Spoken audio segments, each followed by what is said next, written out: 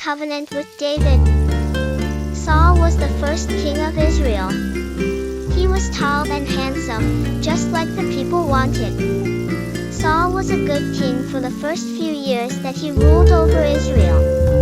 But then he became a wicked man who did not obey God, so God chose a different man who would one day be king in his place.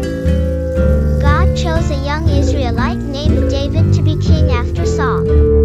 David was a shepherd from the town of Bethlehem. At different times while he was watching his father's sheep, David had killed both a lion and a bear that had attacked the sheep. David was a humble and righteous man who trusted and obeyed God. David became a great soldier and leader. When David was still a young man, he fought against a giant named Goliath. Goliath was a trained soldier, very strong, and almost 3 meters tall. But God helped David kill Goliath and save Israel. After that, David won many victories over Israel's enemies, for which the people praised him. Saul became jealous of the people's love for David. Saul tried many times to kill him, so David hid from Saul.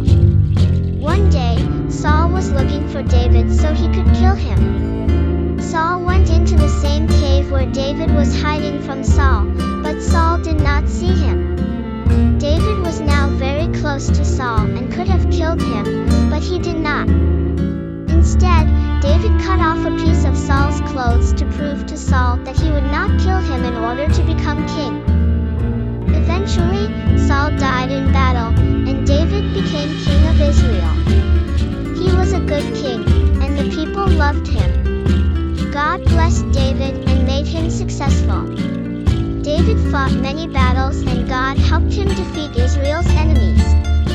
David conquered Jerusalem and made it his capital city. During David's reign, Israel became powerful and wealthy. David wanted to build a temple where all the Israelites could worship God and offer him sacrifices. For about 400 years, the people had been worshiping God and offering sacrifices to him at the tent of meeting that Moses had built. But God sent the prophet Nathan to David with this message: "Because you are a man of war, you will not build this temple for me. Your son will build it. But I will bless you greatly. One of your descendants will rule as king over my people forever." The only descendant of David who could rule forever was the Messiah. The Messiah was God's chosen one who would save the people of the world from their sin. When David heard these words, he immediately thanked and praised God because he had promised David this great honor and many blessings. David did not know when God would do these things. But as it happened, the Israelites would have to wait a long time before the Messiah came, almost 1,000 years. David ruled with justice and faithfulness for many years, and God blessed him. However, toward the end of his life he sinned terribly against God. One day, when all of David's soldiers were away from home fighting battles, he looked out from his palace and saw a beautiful woman bathing. Her name was Bathsheba. Instead of looking away, David sent someone to bring her to him. He slept with her and sent her back home. A short time later, Bathsheba sent a message to David saying that she was pregnant. Bathsheba's husband, a man named Uriah, was one of David's best soldiers. David called Uriah back from the battle and told him to go be with his wife.